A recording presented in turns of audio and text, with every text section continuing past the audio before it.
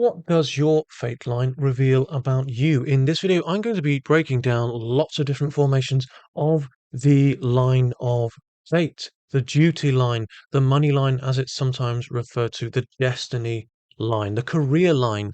And it's the line that rises up from the center of your palm and rises up onto the Saturn mount underneath the middle finger. It can come from inside of Venus or up on lunar. Generally speaking, it comes from a sort of central point and works its way upwards, and you can time events on this line as well. This line represents our career, our purpose, and our path in life. It can speak for us materialistically, and it says a lot about our character as well. So join me, do stick around, and throughout this video, you will learn a great deal about your own fate, your own career and purpose in life, and what your fate line says about you. Now, when the fate line, as shown as an example here, rises from the first wrist line and rises upwards centrally in a straightish line up towards the Saturn mount like this, and it kind of divides the palm in two, and it's deep, it's coursing, it's very straight, it's a complete length of the palm. It's very rare, and it shows an exceptional destiny. It's a marking of a great leader, um, someone who is lands in an authority of industry in some way, and is a force to be reckoned with. They end up wielding tremendous power and have the ability to shape the destinies of their subordinates and those around them.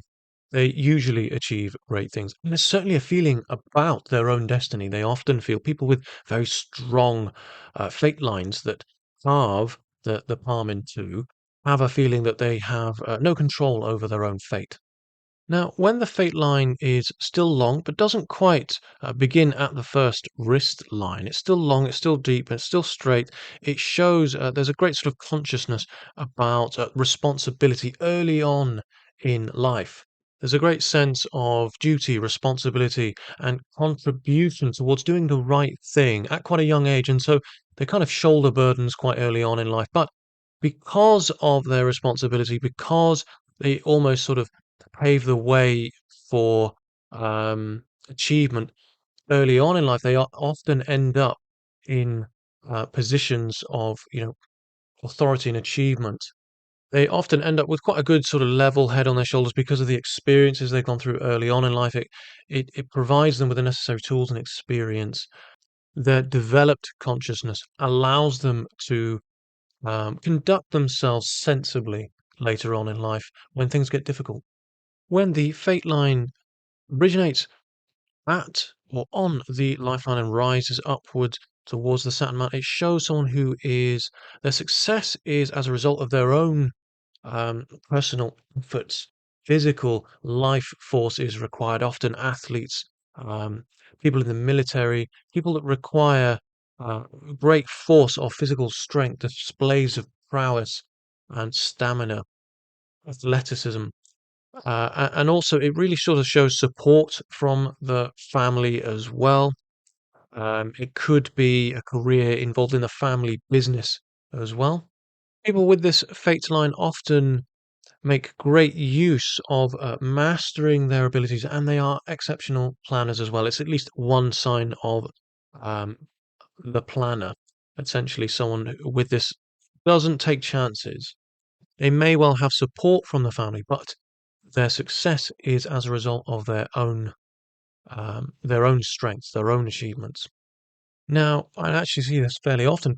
A fate line that stems from underneath and around the Mount of Venus itself is someone whose destiny was decided for them by their own family, or if in fact the fate line runs inside the Venus Mount altogether, and again kind of seems to come from underneath the Mount of Venus itself. This really does show an interference from family. Family are acting on what they believe are in the best interests of the person and dictating their destiny, their purpose, and are in control of a person's life, and probably from a very early age. Now, you find this with sort of child prodigies.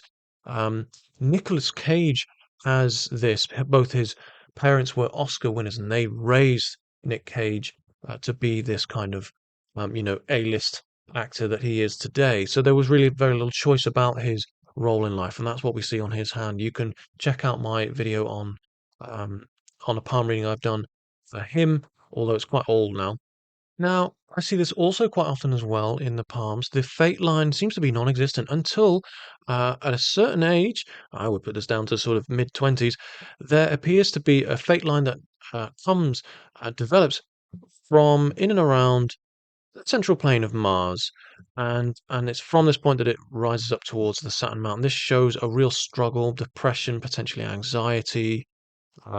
There's poor mental health. There's a lot of struggles in life, in early on, starting on in life. The tools they were provided, or maybe they just weren't provided any, and this is why they just weren't able to get the best head start in life. There's a lot of difficulty and uncertainty, and that's really what we're seeing here by a lack of fate line. Is there is a lack of destiny, a lack of purpose, until the time in which we see the line start to strengthen and develop. And once we see the fate line begin to materialize and stabilize, then too, so is their career and their purpose in life, their feeling about their place in the world, and their sense of satisfaction from the efforts that they're, um, putting out there to make money. People with this marking owe their success to no one but themselves, and their confidence is developed by their own sense of self-understanding through the great many struggles that they've gone through. They apply their hard-learned lessons in life to great effect. They end up being quite resourceful throughout the hardships that they've gone through. Now, people who have a fate line that stem from the lunar mount have something of charisma, an appeal about them. They have often an aspiration to develop and strive towards careers with an audience. Actors very often have exactly this kind of fate line formation, or at least those who are in the public eye, who work with and for the public. And I see this on the hands of people who care greatly about others as well, who are carers, support workers, nurses, doctors, healers of some kind as well. So there are two potential sort of career paths. I see this on the hands of very commonly. But whether they are working in front of an audience or with others to help others and guide them and heal them, they either way, they influence people greatly. They influence people just like the moon does, just like the moon inspires, stimulates, and affects us from afar. There's always a certain sort of quality of emotional appeal about people with this marking as well, this sort of fate line formation as well. And I often forget to mention this. There's often a great sort of affinity for members of the opposite sex as well.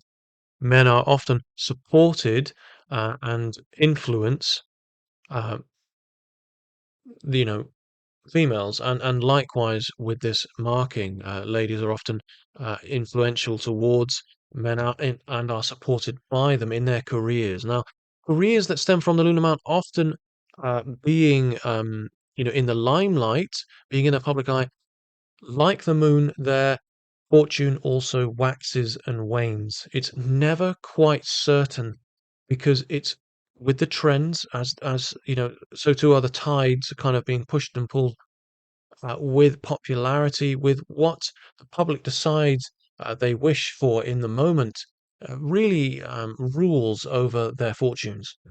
There is something theatrical about people with this kind of fate line formation, and they're quite sort of temperamental. As I say, there's a great sort of deal of emotional influence here, and this is where the fate line really shows us um, the degree of a person's character. As I say, born actors always have this marking. Now, this is quite a rare formation where we see a forking in the development of the fate line from both Venus and Luna. And what this really shows is a sort of a push and pull. There are great feelings, disruptions potentially, as well as support from relationships, from family, and distraction and you know, unrealistic thinking that can sometimes get in the way of our purpose and our path, and can um, create a bit of a barrier towards focus. But there's an undeniable um, root, the roots here in building towards something that's quite sort of structured. When we see the fate line rising up this strong and this straight towards the Saturn mount, this for this sort of length of time. So even though we see here something of a struggle in, um, the sort of push and pull effect from both family and the subconscious dreams and imagination. There's certainly a sense of, no, this is what we want for you, and this is what I want for myself. Both kind of having this push and pull effect, as I say. But in the end, this person will make something of themselves because of the overall nature and the fate line here in its appearance is something like a plant, and the overall outcome here is healthy and strong and striving towards success. Fate line starting from the headline and landing on the Saturn mount is quite a rare marking. And it shows someone who has blossomed much later in life, probably around about the age of 35, where the fate line meets the headline on the palm is at that age of 35. And it shows how someone has had some sort of epiphany, much sort of later um, development. Perhaps they go to university as a mature student, and everything starts to fall together for this person, and they begin to really find their feet and gain materialistically much later on in life, where the Saturn line or the Fate line reaches the Saturn mount in this sort of way. It shows that from the age of 35 right up into retirement, they are able to really make something of themselves and make up for a lot of lost time.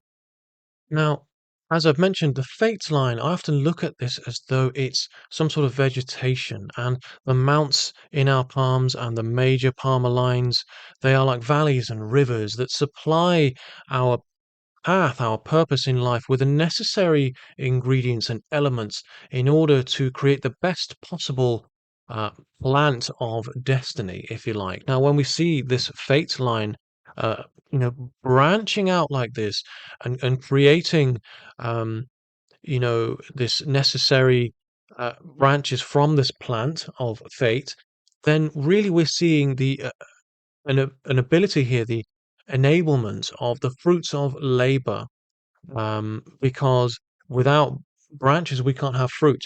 And so when we have this kind of forking fate line on the Saturn mount, this is precisely the kind of thing we want to be seeing in an ideal world, on an ideal palm, for the fate line to be doing, because it's showing here the different um, possibilities, opportunities, the fruits of labor are really bearing, at the time that these branches begin to develop. It's a true sign of success and achievement and fulfillment around a person's destiny, around their feelings of their purpose in life. Now, obviously, the right hand represents the material, whereas the left, the internal, um, the thoughts and the feelings. So if we saw this on the right hand only, it would be a much more material and environmental and practical representation of their path in life.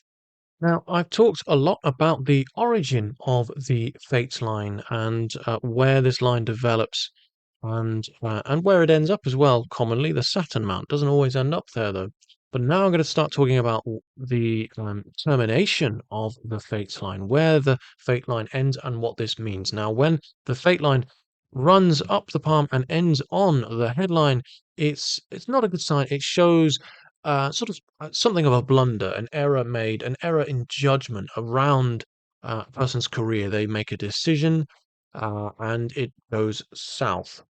Or, a multitude of um, mistakes. It shows how a person is kind of unfortunate through their own um, decision making.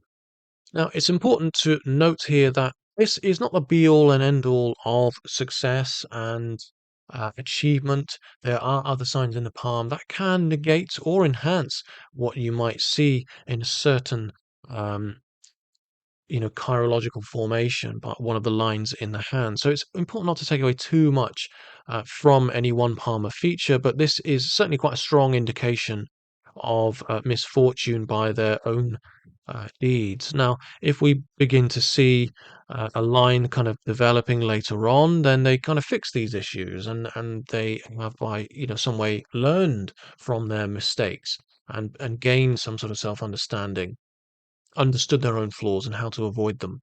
If I saw this in someone's palm, I would certainly look to try to understand their flaws and reveal them to them in order to, help them, allow them to avoid making these same mistakes, and also point out their strengths as well so they can really play to these. Now, the Fates line ending on the heart line is an omen of some sort of physical barrier if we see it on the right hand. If we saw it on the left hand, this is a much more emotional um, hurdle of some sort that's preventing their career, their path, their ability to make money and be successful. It could be a heart issue, it could be a love affair, it could be some sort of family turmoil, it could be something physical or psychological, but either way, there is a tendency here to dwell on this issue and allow their own way of thinking and dealing of the situation, or lack of dealing, avoidance potentially, to become part of the problem. Now, I mentioned earlier when we see branches developing from the top of the tree of the fate line, if you like, it's a good sign. But if we see too many branches, the tree of fate will wilt. Uh, it'll become overburdened by too many irons in the fire, too many efforts dissipating into too many different areas. If you chase two hares, you'll catch none, and that's what we see here by this over excessive. Um, there's just too much going on here for any one um, plan of action to succeed. And really, this is something of a worry because what we would expect to see here is so many um, fingers in so many pies that we are in danger here of stress. And at this kind of age, stress is actually one of the biggest um, triggers, precursors for cardiac issues. So I would strongly advise to cut losses. Some of the branches need lopping off in order to create stronger, uh, tastier fruits, essentially, on other branches. Also, it'll put less strain on everything else that they've worked towards. So the vertical lines seen here, the way the fate line rises upwards straight, driving strong and true without any sort of wavering or becoming faint, or dissipating any gaps, anything like that. When we see clarity and vertical progression, we see prosperity and we see the path of clarity, financial stability, security. These are the things we want to see in the fate line. However, sometimes we see some obstacles, and they come in the form of horizontal kind of blockages, hurdles, barriers. Now, when we see this sort of thing, it's certainly reoccurring difficulties and obstacles. Now, the nature of these obstacles will be represented by where they're coming from. Where are they strongest in their formation? Are they coming from the heart line and reaching down to cut across a person's destiny? If so, it could be some sort of love affair, some sort of temptation of the heart.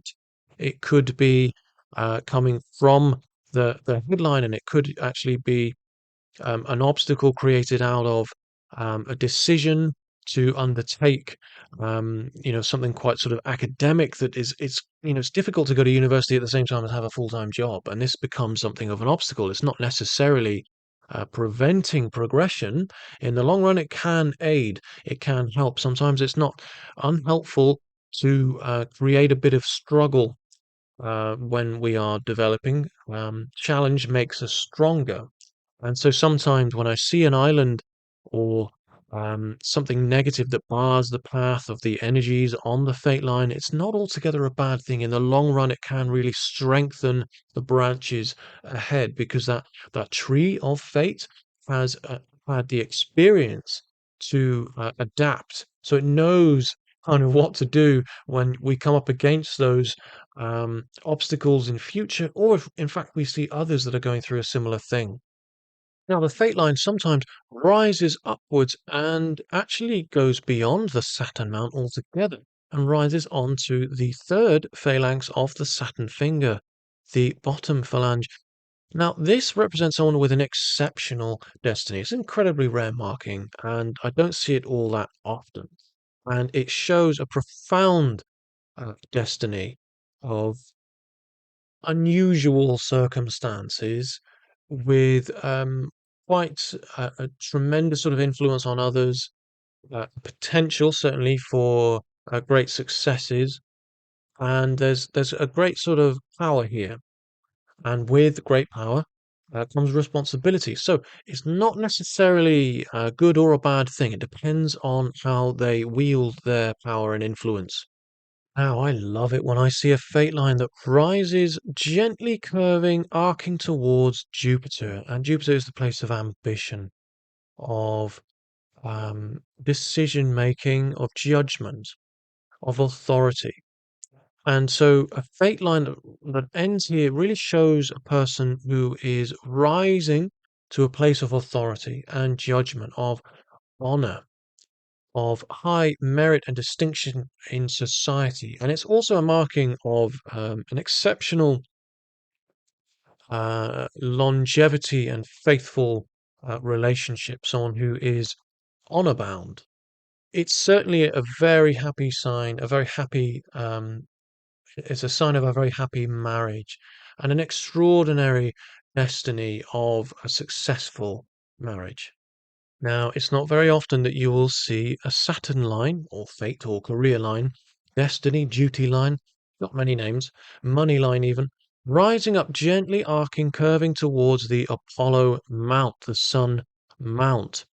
And I've demonstrated this here, gentle kind of arc curving towards the Apollo mount. Now, this is probably very commonly mistaken for a Sun line. And what this means is a person um, really works towards creative and artistic endeavors and applies their many skills in many areas fruitfully to really influence others in creative industries, artistic industries. They might be writers, artists, musicians, poets, real literary geniuses. They might be all of the above. It's certainly a marking of fame. They will be recognized by their many cultivated creative talents. I do hope you've enjoyed this video on the origins and terminations of the fate line and what your own fate line says about you. In the second part of this video, I'm going to be talking about the the quality of the fate line, where it fades, the wiriness, the waves, the stops and starts, the overlaps, stars, and specific sort of Palmer markings, deviations, islands, and other kind of barring effects and things as well. So just to kind of really elaborate more on the fate line, because there's so much to say, and I didn't want to say it all in one video. So let me know what your thoughts are on the origins and terminations of the fate line and what your fate line says about you. Let me know if you have any of the signs seen here. If you've got any concerns, please do feel free to email me. You can book a reading with me as well. But I am more than happy to answer any one-off questions. Thank you very much for watching, and I will see you on the next one.